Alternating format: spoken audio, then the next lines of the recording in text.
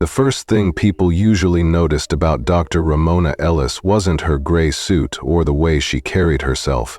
It was the silence she brought with her, the kind of quiet that comes from knowing exactly who you are and never needing to prove it.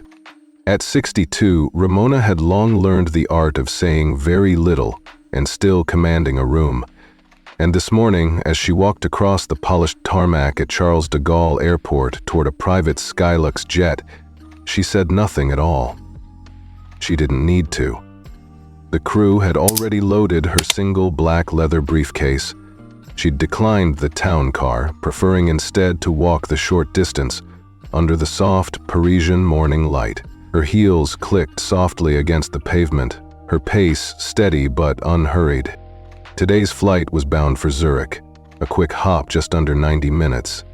She was scheduled to deliver the closing keynote at the WHO's annual Global Health Conference, where leaders from every continent were gathering to finalize a $72 million zero-cents collaborative initiative on diagnostic tech deployment across underserved regions. Her company, Ellis Global Diagnostics, was leading the charge. The plane, a Gulfstream G800, gleamed like new chrome beneath the sun. Ramona offered the crew a polite nod and stepped on board. Inside, the cabin was as she expected, sleek, whisper quiet, and empty aside from a single flight attendant adjusting glassware in the galley. Only 8 seats, all facing each other with generous spacing and walnut accents. The air held the faint scent of eucalyptus and leather. Classical piano played low in the background. Discreet luxury. Nothing loud, nothing showy. She made her way to seat 2A, the forward window seat on the left-hand side, directly across from the galley. She'd specifically requested it when the itinerary was booked. It offered the best natural lighting, crucial for reviewing the data slides she would present later that evening. Ramona placed her briefcase beside her and gently lowered herself into the plush leather seat. She opened her tablet, tapped in her passcode, and began scrolling through her notes. There was peace in the air, controlled, quiet efficiency. Just the way she liked it. From behind her, a soft voice broke the calm. "Dr. Ellis, welcome aboard. May I bring you a glass of still or sparkling?" Ramona looked up to see the flight attendant, young, well-groomed, a nervous smile on her face. Her name tag read, Jessica. "Still, please, no lemon." "Yes, ma'am." Ramona offered a slight nod and returned her attention to the screen. Lines of code, diagnostic flowcharts, clinical trial data. She'd been up since 4 a.m. analyzing them. She wanted to make sure she spoke precisely, not to impress, but to make the most of the 15 minutes she'd been given on stage. Because if she was going to stand in front of the most powerful public health organizations in the world, she wasn't going to talk at them. She was going to move them. Outside the window, a luggage cart buzzed past. Her mind moved ahead to the speaking hall in Zurich, the meeting afterward with WHO leadership, the journalists, the post-conference press briefing. She made a mental note to remind her assistant to reschedule the interview with the Lancet. She'd asked to delay it until after she could confirm the partnership numbers. She sipped the water when Jessica brought it. Just the right temperature. No lemon. Everything in that moment was exactly in place. And yet, somewhere deep in her, past the polished layers of CEO composure and professional calm, there was a flicker she'd grown accustomed to over the years. Not fear, not paranoia, just awareness. A soft, persistent question she never entirely escaped. Will today be the day I'm reminded, again, that some people don't care who I am once they see what I look like? She pushed the thought aside. This was a chartered executive flight. The guest list was cleared, protocols were precise. There was no room for that kind of nonsense here. At least, that's what she told herself. Until she heard the voice. It came from the steps outside the aircraft, followed by the sharp click of expensive heels and the casual scuff of a designer tote dragging across the floor. "Oh, I always sit there." Ramona didn't look up right away, but she heard the voice. Young, white, entitled. American accent, though trained in London finishing school airs. Clarissa Holtz. Ramona knew the name. She'd seen it briefly in the manifest. A PR executive for Skylux, supposedly hitching a ride to Zurich for a press event unrelated to the WHO conference. Ramona kept her eyes on her screen. It didn't matter. She had the seat. She had the assignment. She had the clearance. And no one was going to take that from her. Not again. Not today. When the heavy door slid shut with that soft hiss, the cabin fell into its usual hush, broken only by the gentle hum of pressurization. Ramona didn't look up. She'd learned years ago that if you didn't visibly acknowledge entitlement, it tended to lose its power. Instead, she kept her focus on the tablet in her lap, scrolling through the final slide of her WHO presentation. A few seconds later, the tap of heels echoed down the aisle. Ramona registered the sound without lifting her gaze. It was that precise, staccato rhythm that telegraphed confidence, maybe even arrogance. The designer leather bag that followed carried a name Ramona recognized. Clarissa Holtz, Skylux's own PR director. She'd paid extra for this charter and expected all the perks, including, apparently, someone else's seat. Jessica, the flight attendant, caught Ramona's eye and offered a polite but strained smile as Clarissa approached. "Good morning, Dr. Ellis," she said. "We have a bit of a situation. Ms. Holtz has requested seat 2A due to her sensitivity to cabin pressure fluctuations. Would you mind moving to 5D? Ramona lifted her head then, slowly, deliberately, and studied Jessica's face. No tremor in her voice, no defensiveness in her posture, just an even nod. "I'm sorry," she said softly, "but I specifically requested seat 2A for the lighting and table space. I need to review my charts before landing." Jessica's smile faltered and she glanced toward the galley, where a second attendant hovered. The implicit message was clear. A VIP said she wants that seat, but etiquette demanded she phrase it as a request. "I understand, ma'am," Jessica said. "However, Ms. Holtz is here on urgent business. It would mean a great deal if you could accommodate her." Ramona pressed her lips together, serene on the surface but simmering inside. She saved her response until Jessica released her gaze. "I'm afraid I can't," she said. "This is my assigned seat. I'll stay here." At that moment, Clarissa swept in, her eyes narrowing when she saw Ramona still seated. "Excuse me," she said, voice laced with faux sweetness. "I'm Clarissa Holtz. I always sit in 2A on this route. It's my preferred position." Ramona tilted her chin slightly, meeting Clarissa's stare before glancing back at Jessica. "Believe me, I understand preference," she said quietly. "But I booked this flight early.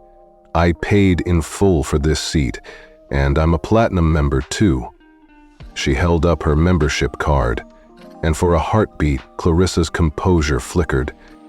The cabin grew taut with tension. A banker in a pinstripe suit to Ramona's right shifted in his seat.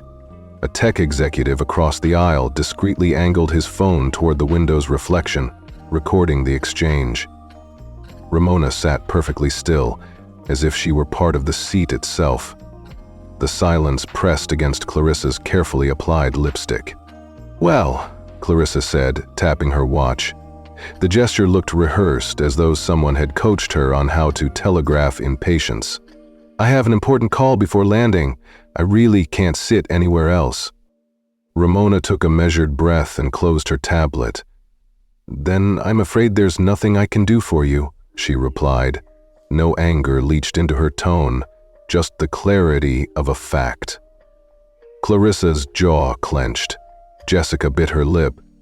The other passengers sat forward, sensing the clash of wills. Without another word, Ramona reached for her briefcase. She buckled her seatbelt, zipped her bag, and stood. Her movements were smooth, almost rehearsed. "I can use seat 5D, she said. "Thank you." Then she stepped into the aisle, compact but commanding in that carbon fiber frame. A hush spread through the cabin as all eyes followed her to her new spot. Some faces held admiration, others confusion. Ramona settled into 5D with the same composure she'd shown in 2A. The transition was complete. No drama beyond her leaving a vacancy behind. Clarissa slipped into 2A, her expression carefully neutral. "Thank you, Dr. Ellis," Jessica said, offering a tray of bottled water that Clarissa accepted without looking at Ramona. The tension rippled through the cabin like a silent current. Ramona glanced around. A few heads turned in her direction, curiosity flickering in the passengers' eyes. She returned to her tablet, but her mind had shifted gears. Inside, a familiar tide rose, a blend of indignation and resolve she'd known all too well. Not fury, exactly, but a steely reminder that politeness didn't equate to weakness. She was, after all, a woman who had built a $3,100,000,000 zero-cents company from scratch. She'd coded algorithms that saved lives, and she wasn't about to let someone else's sense of entitlement rewrite her story. Her breath remained even as she tapped her phone on airplane mode, opening the ClearDeck Oversight app. With one thumb, she bookmarked the seating data. With another, she drafted a silent alert. Passenger displacement. Code C19. She didn't need to watch the cabin to know where Jessica and Clarissa were standing. The system would take it from there. Ramona looked back down at the chart she'd been reviewing. She'd practiced these slides dozens of times, but the moment felt infinitely more significant now. Not because of the data on her screen, but because of what it represented. Equal treatment, accountability, and the quiet power of standing one's ground. The seatbelt sign blinked off. The engines rose in pitch as the jet taxied for takeoff. Jessica and the other attendant moved down the aisle, picking up the service pace. Glasses tinkled. Passengers exchanged glances over their phones, but in that controlled hum of first-class luxury, one thing was already changing: the narrative. And it wasn't about who sat where anymore. It was about who decided. The cabin settled into a gentle lull after takeoff, soft overhead lights glowing like distant stars. Ramona returned to her tablet, but her focus fractured at the edge of her awareness. A whisper, low enough not to carry, but loud enough for her to catch. She didn't have to look up to know who it was. "Some people just don't know their place," Clarissa murmured, loud enough for the two passengers beside her. No matter how sharp their suit is, Ramona's breath stilled. She felt the sting of those words, an echo of 1,000 moments where civility masked contempt. Around her, fellow travelers shifted in their seats. A businessman in a navy blazer glanced at Ramona's profile, then looked away, lips pressed in mild discomfort. No one spoke up. No one offered a courtesy apology or challenged Clarissa's presumptuous tone. She remembered a gala in Geneva 5 years ago, when a board member had sneered the same sentiment under the guise of "just kidding." She recalled the heat rising in her chest, the temptation to snap back, to break decorum with a sharp retort. But she'd learned long ago, there was power in control, in invisibly absorbing the insult, storing it like a ledger entry against future reckoning. Instead of reacting, Ramona inhaled slowly. She closed her eyes for a fraction of a second, feeling the familiar weight of her own dignity resting in her shoulders. She straightened her spine, pressing her palms against the armrests. The click of seatbelt straps and the rustle of a magazine turning cut through the silence like distant thunder. All around her, polite first-class routine continued. Champagne poured, screens glowed with soft news tickers. Yet beneath that veneer, the cabin was a microcosm of society's hidden fault lines. A young woman seated 2 rows back leaned forward, curiosity coloring her expression. Her lips parted as if to protest or offer support, but she closed her mouth and sank back into her seat, phone cradled in her hand. Another passenger tapped his screen, eyes flicking between Ramona and the moving map of the jet's path on his tablet. He lingered on her name in the manifest, then swiped away, perhaps weighing whether to reach out. Ramona opened her eyes and met Clarissa's gaze in the reflection of the window. There was no triumph in her stare, only calm certainty. She bowed her head and returned to her chart, drilling down into the data points with deliberate precision. She let the numbers anchor her, each statistic a reminder of the lives saved and the breakthroughs achieved under her leadership. Her mind cataloged the slight as evidence. Time-stamped, context noted, a quiet indictment of entitlement disguised as courtesy. Stillness settled back into the cabin, but Ramona felt the tension humming beneath the surface. She tapped her tablet, no action yet, just a placeholder in her mind. Later, she would activate the ClearDeck protocol. Later, justice would arrive at cruising altitude, powered by silent authority and a single keystroke. For now, she reviewed her final slide, adjusting the font size and realigning a data table. Outside, the Alps gleamed in the morning sun. Inside, Ramona Ellis sat unshaken, a solitary beacon of composed strength amid a sea of polite indifference. She was used to being underestimated. Very soon, they would learn how far that mistake could go. The first-class cabin had settled into the soft rhythm of cruise altitude.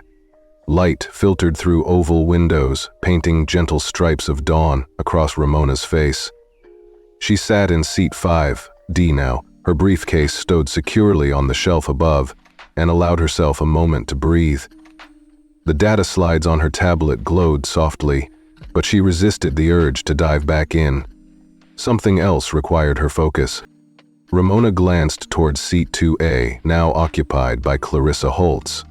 The PR director lounged comfortably, scrolling through her phone as if nothing had happened. Jessica and the other attendant moved past, attending to water refills and warming towels with polite efficiency.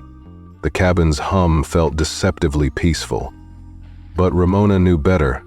Beneath the veneer of uniform service lay a network of human judgments and unspoken assumptions. She tapped her tablet's screen one last time, saving the chart she'd just reviewed. Then she slid it shut and set it aside. Reaching into the inside pocket of her blazer, she withdrew her smartphone, an encrypted device issued by ClearDeck Oversight. It looked unremarkable, a matte black slab void of logos or flashy trim. Only those who knew would recognize it. She switched it to airplane mode, a flick of her thumb and index finger. Her movements were deliberate but unhurried, a testament to decades of practice. Decades spent turning tension into strategy. The cabin lights dimmed slightly for a service trolley, and she waited for the glow to settle before opening the ClearDeck app. The interface was spare. A single search bar, one button labeled Report Incident, and a numeric keypad beneath. She tapped Report Incident, and the keypad lit up. On the screen, a small prompt read, CSS, Sao Chepchin Shua, Incident Code.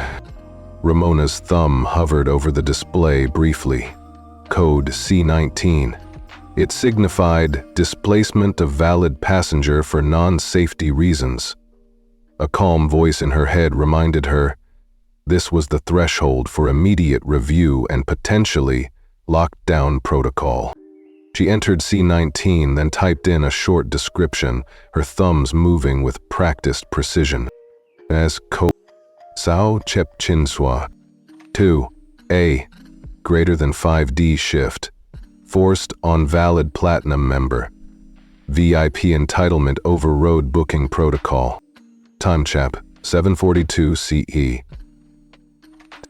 She tapped Submit. A subtle vibration confirmed the report was sent. No on-screen fanfare, no confirmation pop-up. The system was designed to silently alert the ClearDeck command center without tipping off the cabin crew that a complaint had been lodged. It respected the principle of justice in stealth. Ramona slid the phone back into her pocket. Her heart rate barely moved.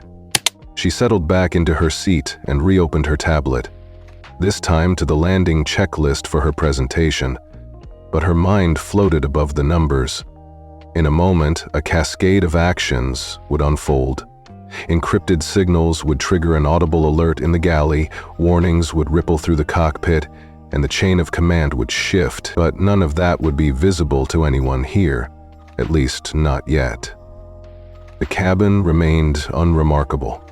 Champagne flutes tinkled, soft jazz spilled from the overhead speakers, and a light breeze from the ventilation system brushed against the passengers' necks. The Gulfstream's engines purred at a steady whisper. It was exactly the kind of environment that lulled people into complacency, an environment Ramona had chosen precisely because its comfort masked the undercurrents she intended to expose. She leaned forward, tapping lightly on her tablet as if nothing had changed. She reviewed the slide showing the proposed rollout of portable diagnostic kiosks to rural clinics. She adjusted a bullet point. She glanced out the window at the clouds drifting below. She didn't look at Clarissa. She didn't need to. The message had been sent. 10 minutes passed. She felt the first thread of anticipation coil in her stomach. Not fear. No, this was something she welcomed. It was like preparing for a piano recital she'd practiced 1,000 times. She'd sent her note. Now she awaited the response. In the galley, Jessica glanced up as an amber light blinked above the service panel. It was a light she'd never seen before. She hesitated, then ducked inside to investigate. Behind the curtain, the light blinked again, faster now. Jessica frowned, tugging the panel open with a curious glance over her shoulder. She found a code on a digital display. UML, Sauchepchin Sur. Incident, C-19. Oversight Command Center notified. Response etiquette 5 minutes. Her breath caught. She knew what C-19 meant. She'd studied the protocol manual earlier that week. Any time that code appeared, a full review was imminent. A hush fell over her. She straightened her posture as if bracing for bad news, but she didn't know whose news it would be. Back in her seat, Ramona watched Jessica's small silhouette through the opening of the curtain. She allowed herself a slight nod of acknowledgement. Everything was proceeding as planned. At the forward cabin bulkhead, a red phone in use icon flicked to life. Captain Reynolds exchanged a worried look with his first officer. The cockpit door clicked open, and the captain's head peeked out. The door closed almost immediately, but the damage was done. Something unusual was in motion. Passengers noticed. The banker in the blazer leaned forward, whispering to his neighbor. The tech executive tapped his screen, expanding the manifest view and noticing a new icon beside Ramona's name, a tiny exclamation point. He frowned, as if trying to decide whether to mention it to the person next to him, then tapped his phone and started typing. Ramona took a breath. She didn't glance up. She didn't even adjust her posture. She simply returned her attention to the tablet's screen, calmly scrolling through her speaker notes. Underneath the business-as-usual veneer, adrenaline sparked quietly in her veins. She had done her part. Now, she would let the protocol do its work. The next chapter of this flight was already writing itself, an unseen hand guiding every subsequent move. Ramona reflected on how often people underestimated silence. They assumed that without words, there was no power. They believed authority needed a voice loud enough for the world to hear. But she, better than most, knew that silence could pack the loudest punch. And when that punch landed, it would echo far beyond this cabin, beyond the walls of first class, beyond the tarmac, all the way to the heart of Charles de Gaulle Airport itself. In that moment, Ramona Ellis closed her eyes and allowed herself just a single silent smile.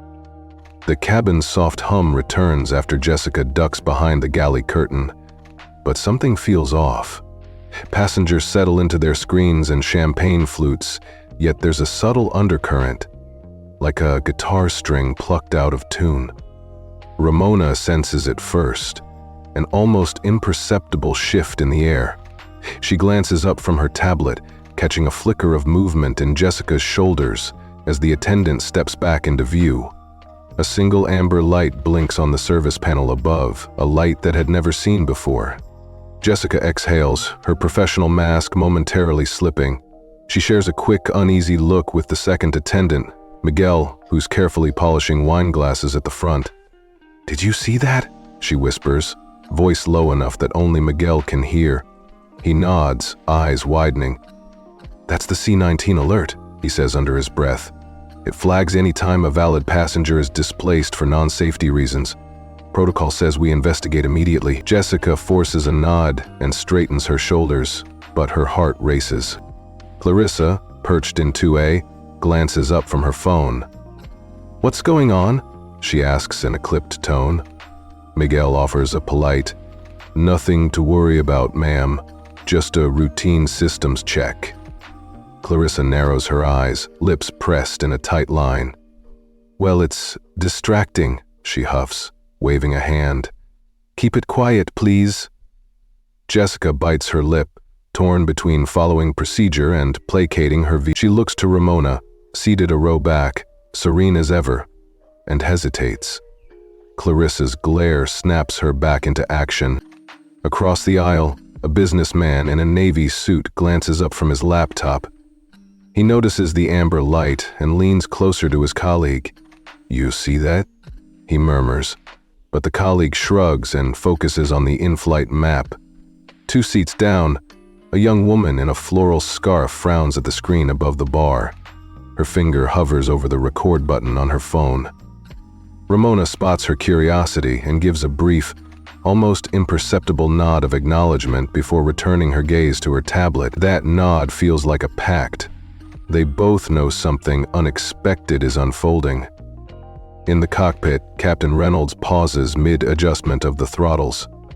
His co-pilot watches the door ajar and raises an eyebrow. The red call-in-use light flickers at their feet. They exchange a quick, wordless glance, an unspoken question of, "Did you authorize that?" before the captain steps out, phone in hand. For a moment, the cabin's back wall stands silent.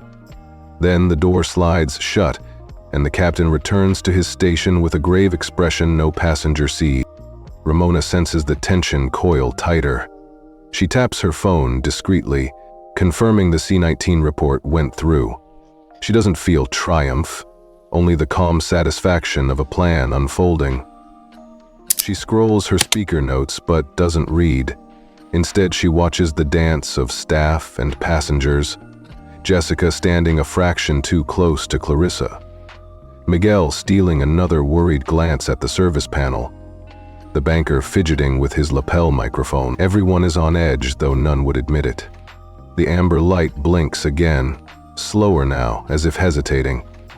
Miguel clears his throat and approaches Jessica, passing her a folded piece of paper. She opens it and reads quickly, her eyes flicking toward Ramona's seat. Then she squares her shoulders, pulls herself upright, and walks with deliberate steps down the aisle. The tension trails her like a cloak. Passengers crane their necks, phones discreetly raised. Clarissa stiffened, shifting in her seat, but doesn't look back. Ramona meets Jessica's gaze as the flight attendant approaches her. Jessica leans in, voice soft. "Dr. Ellis, there's been an official alert. We may have to pause service." Ramona inclines her head. "Understood," she replies, calm and clear. Her tone carries no accusation, only the authority of someone used to being heard. She reaches into her satchel, closes her tablet, and stands as if preparing to stretch her legs. The other passengers watch, breath held, caught between intrigue and dread. The engines continue their steady drone, but for the first time, the cabin feels alive with anticipation. Every polished surface, every hushed whisper, every blinking light points to a moment of reckoning. Ramona steps into the aisle, secure in her knowledge that the real action has only just begun. The undercurrent she felt has risen to a ripple. Soon, it will become a wave, and by then, the cabin will be anything but quiet. 14 minutes after Ramona submitted her silent report, the cabin lights dim for a routine service round. The Gulf Stream settles into a near-silent hum, and most passengers lean back, trusting the luxury cocoon to carry them smoothly to Zurich. But then, without warning, the discreet LED panel above the bar flickers bright blue. A hush falls. Jessica freezes mid-step, towel in hand. Miguel, the second attendant, pauses with a glass in mid-air. Passengers lean forward, eyes widening. At the forward bulkhead, a small camera-equipped screen meant for flight announcements blinks on. The logo reads ClearDeck HQ, the same agency Ramona had quietly notified. "Good morning," a crisp female voice says from the screen. It carries the precise cadence of someone who delivers uncompromising news for a living. "This is Director Ingrid Malhotra of ClearDeck Oversight." Ramona looks up calmly. Her heart rate ticks upward, not from fear, but from the satisfaction of seeing her plan in motion. She adjusts her posture so her profile is perfectly visible to the screen. The other passengers, however, jostle in their seats, trying to glimpse the speaker through the reflection of their own screens. Director Malhotra continues, "We have received an incident report, code C19, indicating that a valid platinum passenger was displaced for non-safety reasons. Under Protocol 7.4, this flight is now under immediate review." Clarissa Holtz in seat 2A stiffens. Her phone drops onto her lap with a dull thud. She looks at the screen as if it were a venomous serpent. "Review?" she mutters. Malhotra's image fills the entire display. "Furthermore," she says, her tone crisp as winter air, "the passenger in question, Dr. Ramona Ellis, is a C-level executive advisor to this protocol system, with authority to enact lockdown protocol at any point. Effective immediately, the original crew roster is suspended. The cabin reacts like a struck chord. A lawyer in a charcoal suit blinks rapidly, as though trying to clear his vision. A middle-aged woman in a silk scarf presses a tissue to her mouth. Jessica's hand flies to her chest, her knuckles paling. Miguel slips behind the curtain again, clearly rattled. Malhotra's voice resonates. "Please remain seated. Crew members identified on this flight will report to the forward galley within the next 3 minutes for debriefing. New crew will be deployed from our standby team." She glances off screen. "Captain Reynolds, are you prepared to comply?" The cockpit door slides open. Captain James Reynolds' head appears in the frame. His uniform is impeccable, but his expression is taut. He inclines his head. "Yes, Director Malhotra. We are proceeding with protocol." As his helmeted voice echoes back across the cabin, Ramona watches Clarissa's face drain of color. The woman who moments ago lounged in 2A now looks like a student caught cheating on a final exam. Passengers exchange stunned glances. Some pull out their phones, others simply gape. Ramona leans back, closing her eyes for a heartbeat. This is the moment she's been sculpting, when silence ripples outward and transforms into undeniable truth. She opens her eyes, letting her gaze find Clarissa's again. No anger, just serene authority. Jessica reappears at the curtain, gathering her composure. She steps into the aisle, voice trembling. "Ms. Holtz, please follow me to the galley." Clarissa rises mechanically, shoulders hunched. She steadies herself by gripping the armrest, then steps gingerly toward the back, her designer tote slipping from one arm to the other. Passengers watch with held breath. The banker half rises, whispering to his companion, "I think she's being escorted off." The companion shakes a head, mouth agape. Ramona allows a small, almost imperceptible nod, an acknowledgement not of triumph, but of justice served. She returns her attention to the screen as Director Malhotra wraps up. "Thank you for your cooperation. We will now proceed under lockdown protocol for the next 2 hours. Thank you, Dr. Ellis, for upholding the standards we all aspire to." Malhotra's image fades, replaced by a plain protocol-engaged message blinking in red and white. The cabin lights gradually brighten back to normal, but the atmosphere has irreversibly shifted. Miguel emerges from the galley delivering fresh towels with a stiff smile. Jessica refills water glasses with trembling hands. Clarissa stands at the forward bulkhead, shoulders slumped, eyes locked on the floor. Ramona returns to her tablet, but the familiar glow of the screen feels secondary now. She watches as a brand new crew member slides into the flight attendant role, quiet, efficient, untainted by prior bias. A new attendant offers Ramona a glass of water. She accepts with the same courtesy as before, as if nothing out of the ordinary has happened. Yet, everyone knows that something extraordinary has occurred. The hum of the engines feels charged, as if the plane itself carries an electric tension forward. Passengers whisper in hushed tones, "Did you see that? She really did it."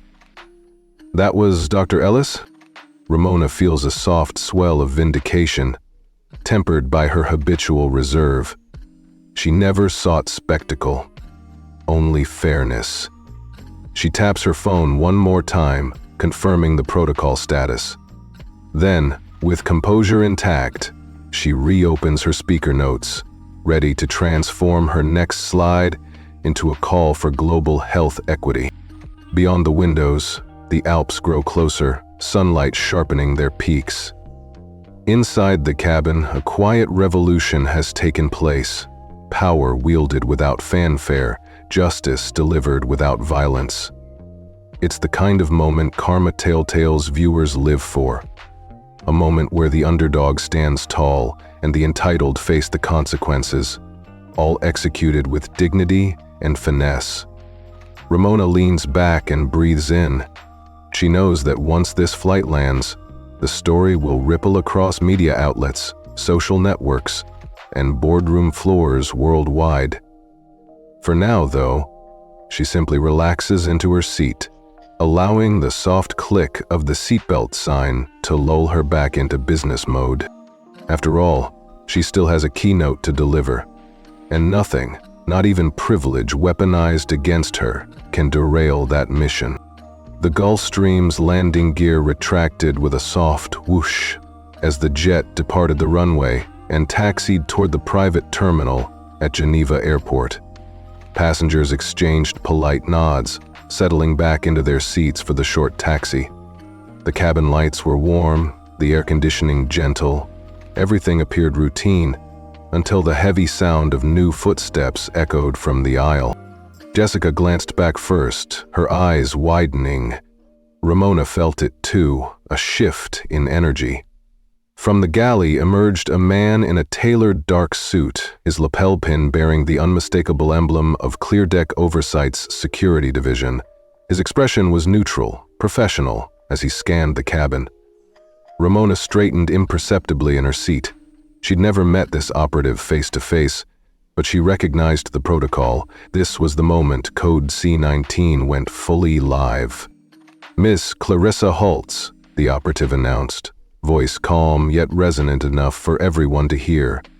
He held a sleek tablet, scrolling briefly before looking up again. "Please accompany me to the forward section for an administrative review." A hush fell. Clarissa froze, her phone slipping from her fingers. She stared at the man's polished shoes for a heartbeat, then looked up, and the realization hit her. "Review?" she repeated, voice trembling. "I'm a platinum member. I always fly 2A. What is this about?"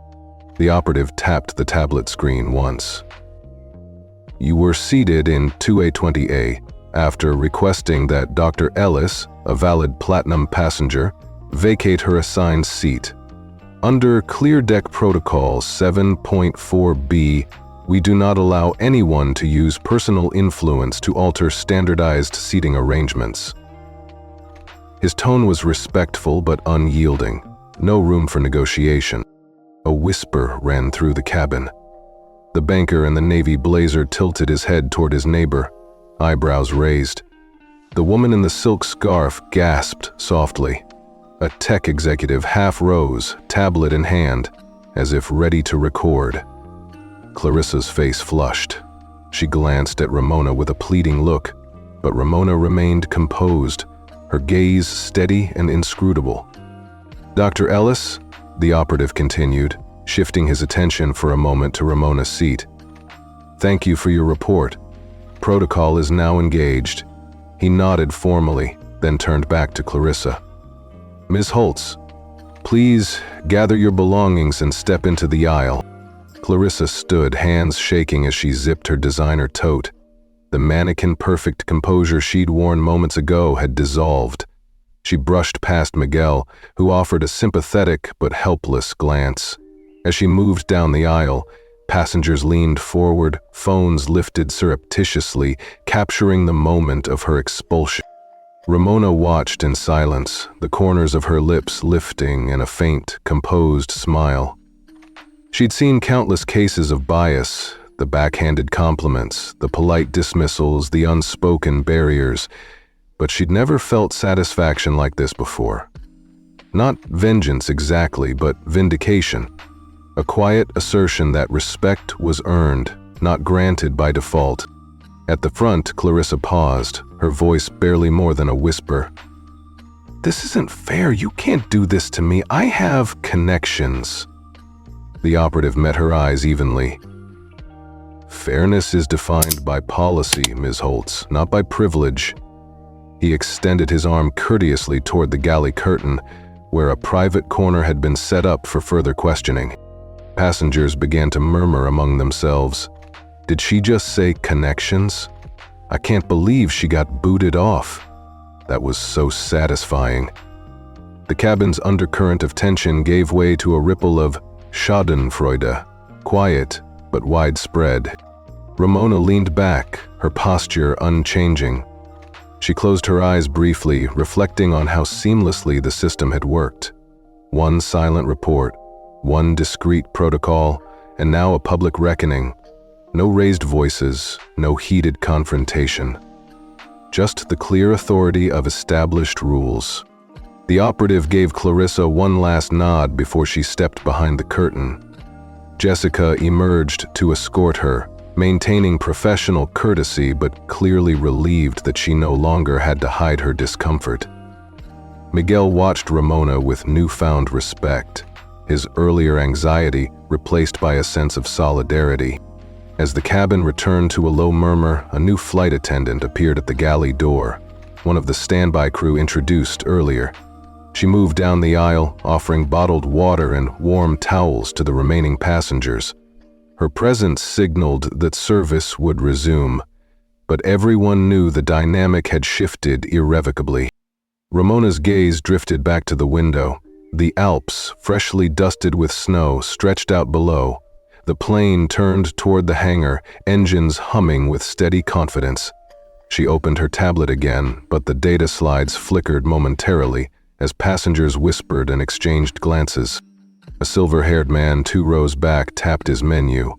"Young lady," he said to the attendant, "tell the pilot to thank that mysterious passenger for enforcing good manners." The attendant smiled politely. "Yes, sir." Ramona allowed herself a soft, almost imperceptible nod. She didn't need applause. The ripple of acknowledgement across the cavern was enough. This was more than a personal victory. It was a statement. Equality upheld through quiet power. As the plane came to a gentle stop, the cabin door slid open and the cool air of Geneva drifted in. Cleared for disembarkation, passengers gathered their things, but no one hurried. They paused as they passed Ramona's seat, offering nods or whispered words of admiration. Ramona packed her briefcase with deliberate calm, aware that the real work awaited her on the ground. She stood, smoothing her blazer, and offered one final gracious nod to the crew and passengers. No fanfare, no grand exit, just the steady grace of a leader who let policy speak louder than privilege. Ramona stepped into the aisle, leaving behind an atmosphere forever changed. The jet bridges welcomed her to the terminal, where the afternoon sun glinted off the glass walls. Ahead lay the WHO conference, cameras, and the press. But in that moment, she carried a silent triumph with her. The knowledge that even in the most refined environments, true justice could take flight. The cabin's hum had settled into an almost comfortable lull when the ripple hit. It started quietly, a subtle exchange of glances and a soft murmur that seemed to rise up from rows of leather seats. Ramona looked up from her tablet as if she were merely adjusting her posture, calm, composed, yet inside she felt the shift like an electric current. Across the aisle, the banker in the navy pinstripe had leaned forward, his eyes focused not on his ledger but on her. His mouth moved in a slight smile of recognition, and he dipped his head in a brief, respectful nod. Moments later, a woman in a floral scarf, a Paris-based epidemiologist Ramona had met at a Geneva symposium, stood and cleared her throat delicately. "Dr. Ellis?" she asked, voice barely above a whisper. "Pardon the interruption, but I couldn't let the moment pass. Thank you for what you just did." Her companions turned to look, curiosity sparking in their eyes. The epidemiologist's words carried weight. She wasn't just acknowledging a business transaction, but a moral stand. The woman reached into her tote and produced a business card. "If you have time later, I'd love to collaborate on that portable diagnostic project." A ripple of approval followed. A tech entrepreneur, one who had been documenting the flight on his phone, lowered his device with a grin. "That was something," he murmured to his neighbor. She didn't raise her voice, she just did it. His companion nodded, glancing at Ramona with new interest. Even the cabin crew, now reduced to a skeleton staff after Protocol 7.4b had reorganized the roster, seemed to move with extra deference. The new attendant, quietly efficient, offered to refill Ramona's water glass first, bowing her head in a gesture of genuine respect rather than obligation. Ramona sank back into her seat and allowed herself a small, appreciative smile. She hadn't craved applause, but the recognition felt like warmth on chilled skin. In her peripheral vision, she saw Clarissa's abandoned tote discarded at the bulkhead, its designer pattern mocking in its opulence. That too had changed. Clarissa's seat remained empty, a silent testament to the consequences of entitlement. A cluster of passengers whispered among themselves, recounting the stewardess's dispatch of the PR director to the galley-turned-investigation room. Phones recorded the moment, but nobody filmed Ramona now. They understood the moment belonged to her alone. Overhead, the service lights had brightened, signaling that in-flight refreshments would resume. The new attendant glided past, offering warm towels with a soft "ma'am" that carried genuine courtesy. No condescension, no forced smiles.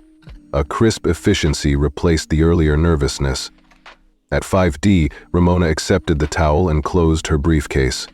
She allowed the attendant to settle the tray at her seat first, then looked up and offered a nod of thanks. The attendant's eyes glistened with relief, as if she were no longer complicit in an unfair script.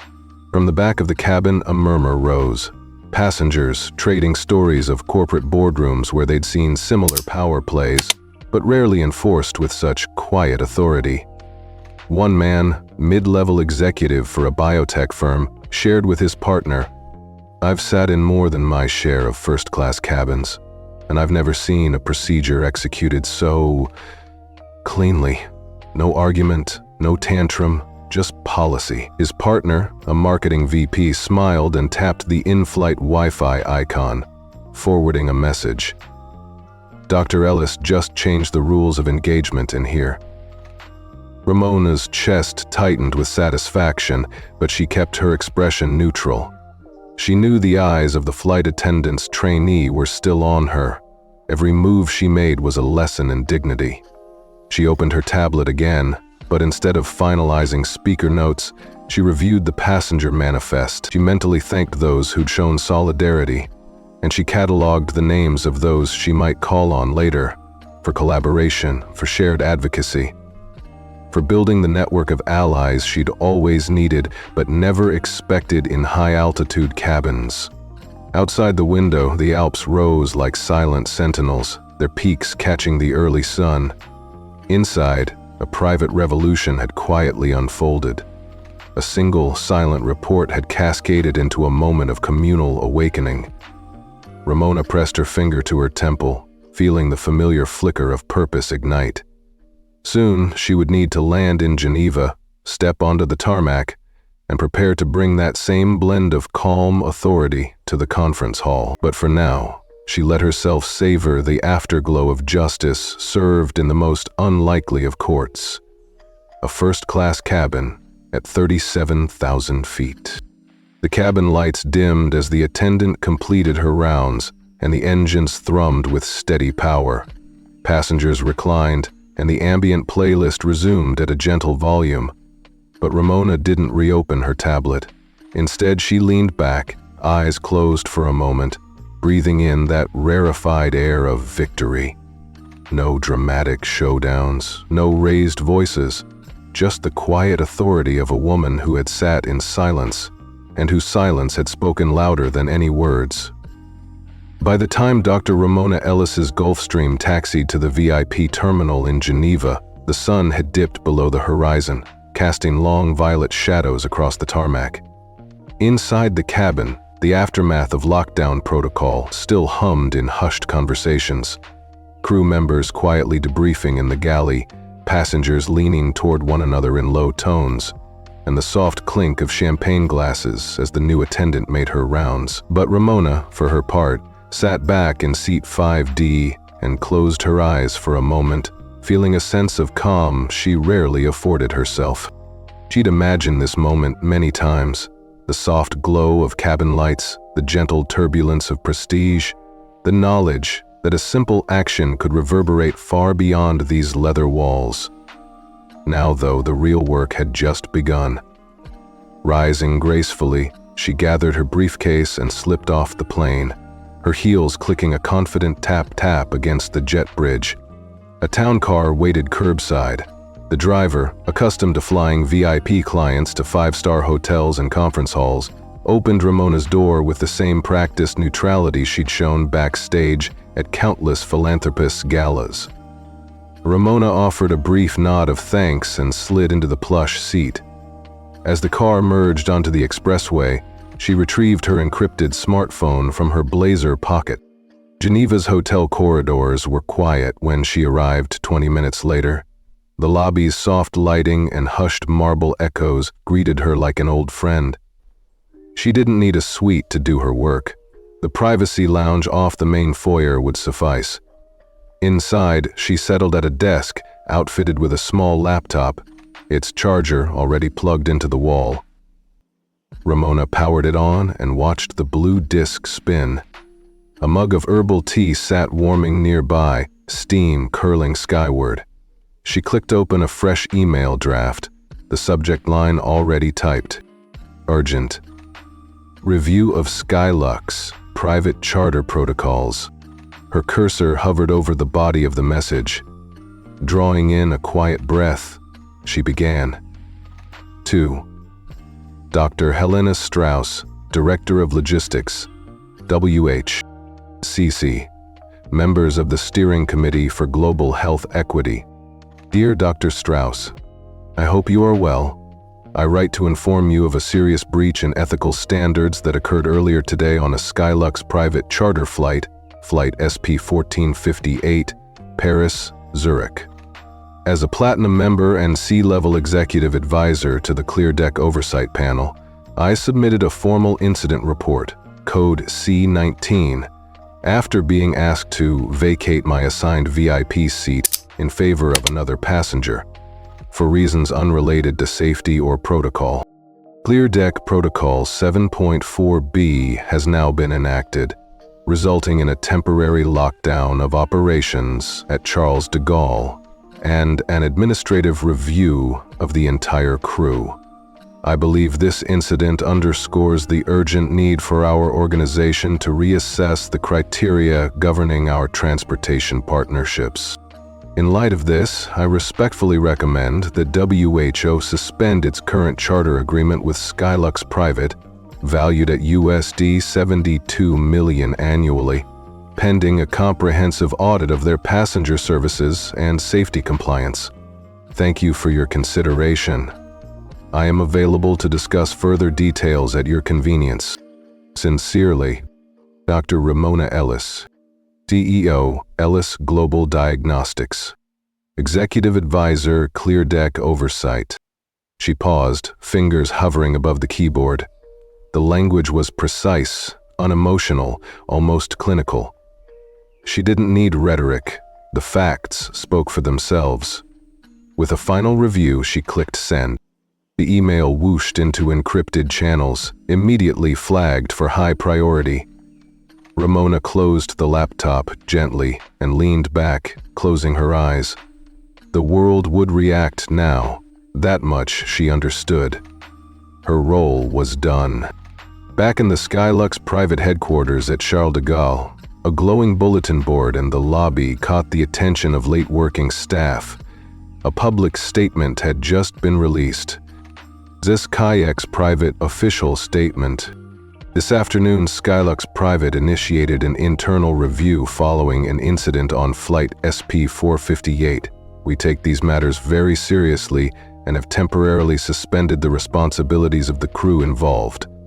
An independent audit of our VIP seating protocols will commence immediately.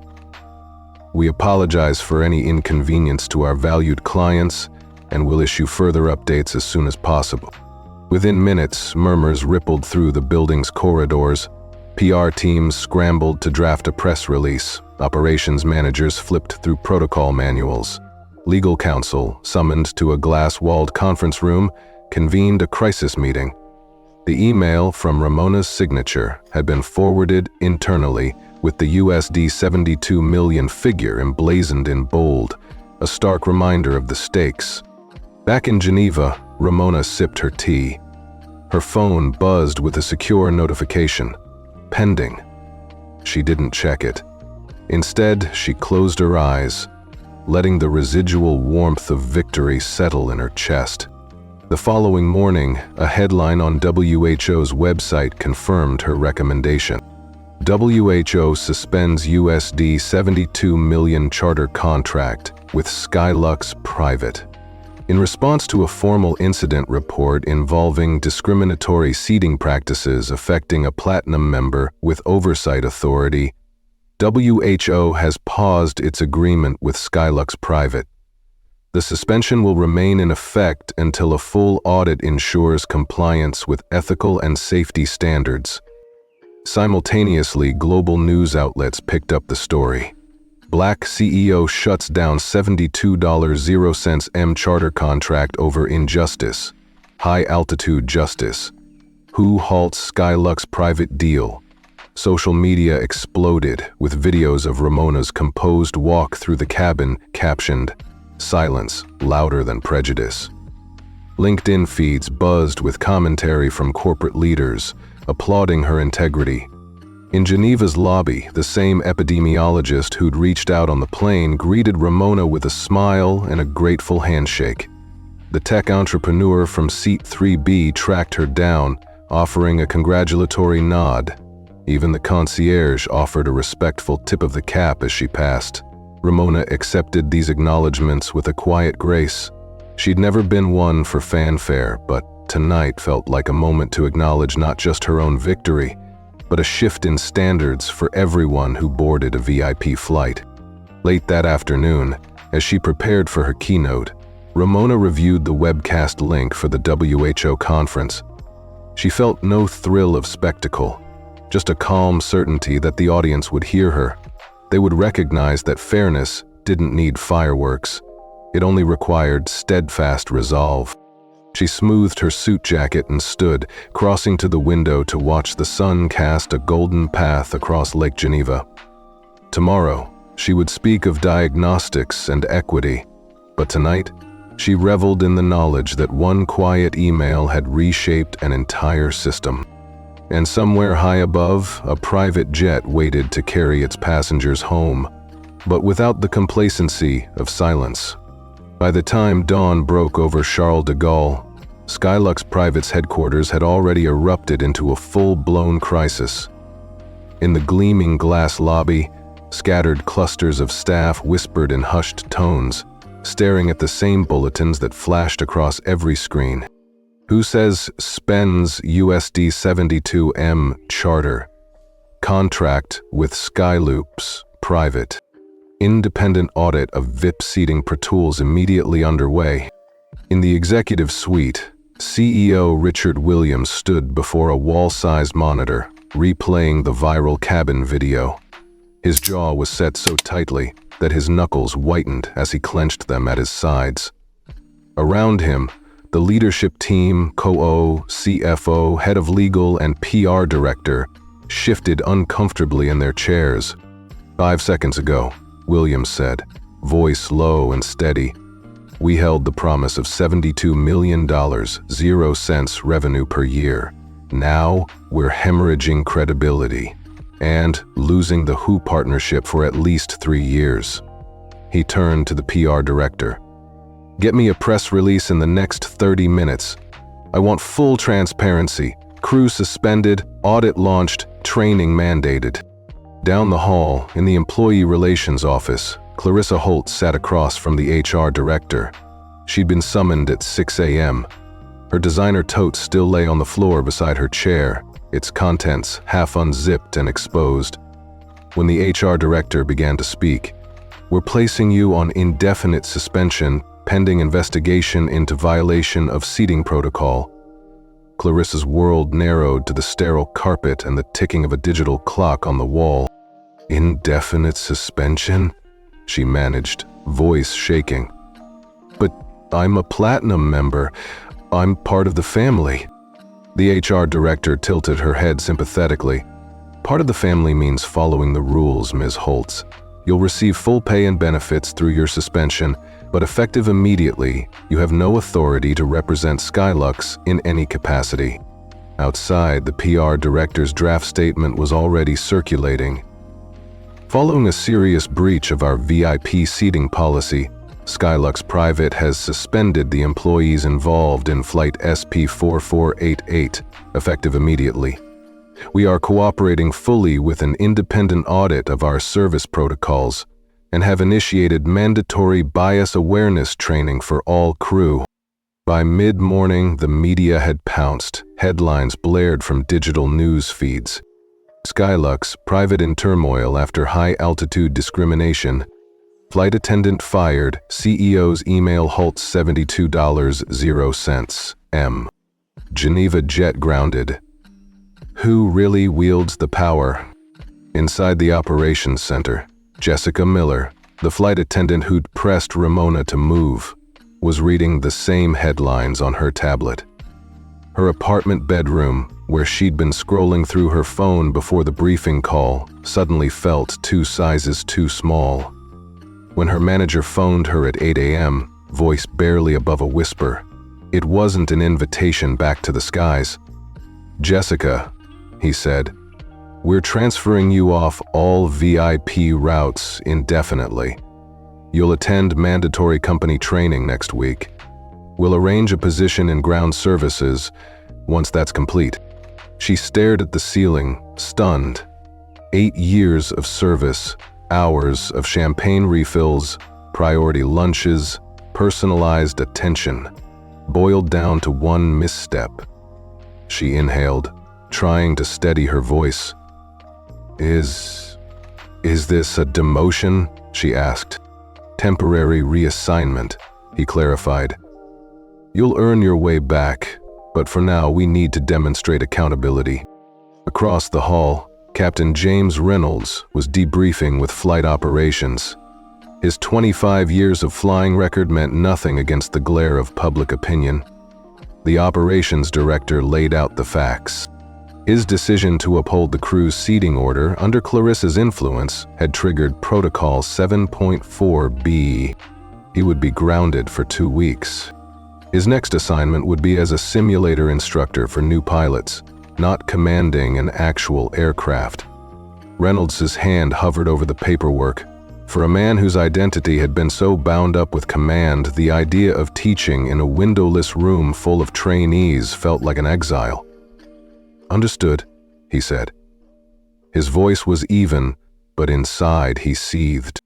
Meanwhile, in the IT department, screens showed the WHO contract portal closing. The network log glowed with hundreds of deletion requests for Skylux's API keys, the digital equivalent of turning off the spigot. The CTO cursed under his breath. They just yanked us out of the system, no grace period. By noon, the entire staff had been notified of a mandatory all-hands meeting in the main auditorium. Employees trickled in, some in uniforms, others in business casual, filling every seat. Williams stood on stage, flanked by Ramona's name and photo on a side screen. An unspoken acknowledgement of whose call had unleashed the chain reaction. We failed, he began, voice echoing. Not because of one person, but because we let a culture of entitlement override our commitment to fairness. Today, we begin a total reset. He introduced a company-wide bias awareness program designed by Ellis Global Diagnostics in partnership with ClearDeck Oversight. Over the next 48 hours, every flight attendant, pilot, ground staff, member, and executive would participate in immersive training sessions, role-playing scenarios, interactive workshops, and unfiltered discussions about unconscious bias. The auditorium was silent as Williams continued. We will not return to business as usual. We will emerge stronger with a renewed dedication to inclusive service. Clarissa, Jessica, Captain Reynolds, you have my respect for complying, but you also have my responsibility to enforce standards. We will rebuild trust together. As the meeting adjourned, employees filed out quietly, a mix of apprehension and relief on their faces. Some had tears in their eyes, others exchanged somber handshakes. Across the room, a young flight attendant who'd been terrified of speaking up during Ramona's flight now looked determined, whispering to her neighbor, "We have to do better." Down in the operations bullpen, the CFO updated the quarterly projections. A one-time hit of $72 million, 0 cents lost, plus another $15 million, 0 cents for training and audits. The finance team exchanged haunted glances, but one senior analyst, tapping away at a spreadsheet, offered a small insight. Our customer satisfaction index is already climbing. This could pay off in the long run. By the end of the day, Skylux Private had weathered its worst PR storm in a decade, but it had begun to chart a new path. And somewhere in Geneva, Dr. Ramona Ellis prepared to take the stage, confident that her silent call had reshaped not just a single flight, but the culture of an entire airline. The morning sunlight filtered through the floor-to-ceiling windows of Zurich's Tonhalle, casting a warm glow over the grand hall where the WHO's Global Health Conference was about to begin. Ramona Ellis stepped onto the stage with the quiet confidence of someone who knew exactly why she was here and what had happened just hours before. She wasn't the typical opening act, no flashy slide deck, no fanfare, just a poised woman in a gray pantsuit, ready to address an audience that now saw her not only as a CEO but as a champion of integrity. As she approached the podium, a constellation of spotlights followed her in gentle arcs. The hall fell silent, Chairs creaked as attendees shifted forward, anticipation rippling through the crowd. Delegates in tailored suits and lab coats alike turned, their expressions a mix of curiosity and respect. Ramona paused, took a breath, and allowed herself a single, subtle smile. "Good morning," she began, her voice calm but carrying easily across the room. "I'm honored to be here with you all today." A ripple of applause greeted her words, polite, measured, but genuine. The moderator, a distinguished British epidemiologist, stepped up to her left. He cleared his throat and said, "Ladies and gentlemen, it is my privilege to introduce Dr. Ramona Ellis, CEO of Ellis Global Diagnostics, who not only revolutionized diagnostic technology but also reminded us yesterday what it means to stand for justice." At Stand for Justice, the audience rose to their feet in a standing ovation. Ramona felt the applause like sunlight on her skin. She lifted her hand in acknowledgement, her gaze sweeping the room. There were heads nodding, eyes bright with admiration. A delegation from the African Union waved discreetly. The young student she'd met during coffee break in yesterday's VIP lounge gestured wildly, as if she couldn't contain her excitement. When the clapping subsided, Ramona leaned in slightly, resting her hands on the podium. "Thank you," she said softly. "Yesterday I boarded a plane expecting a routine flight. Instead, I witnessed what happens when privilege outweighs protocol, and how easily trust can be broken. I chose to report an incident of bias not because I sought attention, but because I believe our word must be more than a tagline on a presentation." She paused, letting the statement settle. You could hear a pin drop. Then, in the air, under the ClearDeck protocol, we saw that accountability doesn't require spectacle. It requires courage. And sometimes it requires silence. A murmur of agreement swept the hall. Ramona's mind flicked back to the cabin, the amber light blinking, the pilot stepping out, Clarissa Holtz softly obeying her escort. That memory fueled her next words. Innovation in healthcare is not solely about new machines or algorithms. It's about ensuring that every patient, regardless of background, receives equitable treatment. Yesterday's reaction wasn't just about seating arrangements. It was a testament to upholding human dignity at 37,000 feet. If we can hold ourselves to that standard in the sky, imagine what's possible on the ground. Another wave of applause, this one more enthusiastic, more heartfelt. Ramona let it wash over her before continuing. That is why Ellis Global Diagnostics has pledged $10 million, 0 cents, over the next 5 years to expand portable diagnostic kiosks in underserved regions. Technology for all, no exceptions. She clicked a remote and a slide appeared behind her. A photograph of a smiling child in rural Kenya holding a handheld screening device. The image was simple but powerful. People reaching across continents, building trust, one test at a time. As we move forward, Ramona said, I challenge each of you to look beyond the podium, beyond the press releases, and ask, how will you ensure that fairness isn't an afterthought? Because fairness isn't a luxury, it's a baseline. She stepped back, signaling the end of her talk. The moderator returned, beaming. Thank you, Dr. Ellis, for that moving call to action. The applause returned, sustained and approving. Ramona let it play out for a moment before lowering the microphone. She gave a final nod, then turned off the stage lights and stepped into the wings, heart steady, purpose fulfilled. Backstage, her COO awaited with a bottle of water and a quick embrace. You were incredible, Elise Thompson whispered. The room lit up. Ramona smiled, sipping water. It wasn't about me, she replied quietly. It was about what we chose to believe, in equity, in accountability. Elise squeezed her arm. Your story is going to resonate. Trust me. Outside the conference hall, media crews clustered, seeking interviews. Ramona took a deep breath and permitted herself a small moment of pride, not because of her company's valuation or her boardroom victories, but because her actions, performed in silence on a private jet, had ignited a conversation among the world's health leaders. Moments later, as she walked toward the press pool, cameras flashing, she felt grounded. She had started this journey believing that respect was earned with every choice. Now, she knew it had taken only one.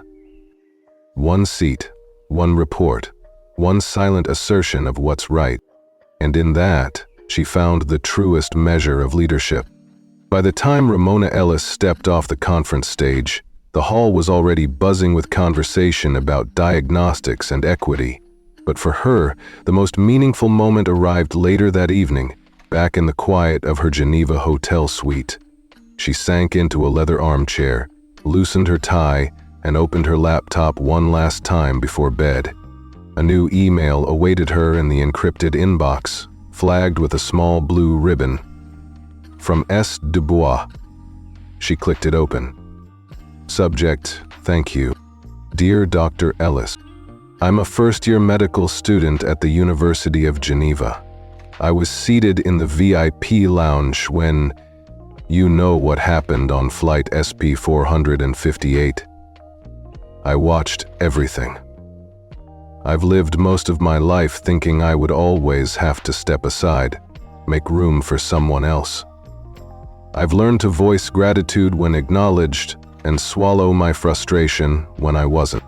But after seeing you stand your ground so calmly, no shouting, no tears, no self-pity, I realized something that changed me. I don't have to leave my seat anymore.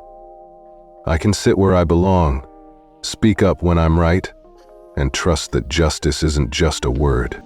I wanted to thank you for showing me that. I will carry this lesson with me through every clinic rotation, every patient encounter, and every challenge ahead. With deep respect, Stephanie Dubois. Ramona paused, her finger hovering over the trackpad. Her heart warmed at the candor of the note. A young woman just starting her career, already burdened by the world's assumptions. She remembered her own early days in South Chicago, teaching herself coding while everyone else played, learning to be grateful for scraps of recognition. She knew all too well how easy it was to internalize, "You don't belong here." She typed a reply. Dear Stephanie, thank you for sharing your story with me. What you described, feeling you must always step aside, is something I've carried too. I'm honored that my actions on that flight resonated with you. Here's what I believe. You don't need to shout to be heard. Sometimes, silence and certainty make the strongest statements. Hold your ground, trust your voice, and let your work speak for itself. I look forward to seeing how you will shape the future of medicine. Warmly, Ramona. She hit send, then leaned back and exhaled. Across the darkened room, the city lights of Geneva sparkled on the lake below. It felt peaceful, as though the night itself were applauding Stephanie's courage. Ramona reflected on the journey she'd taken, from a girl coding on a beat-up computer to a CEO who could ground an entire airport with a single report. But more than any business milestone, moments like these, seeing someone else find her own strength, were what mattered most. The true measure of change wasn't in contracts signed or money invested. It was in the lives uplifted, the barriers broken, the quiet revolutions that began with everyday acts of conviction. She closed her laptop and stood at the window, folding her arms as a gentle breeze whispered through the slightly open pane.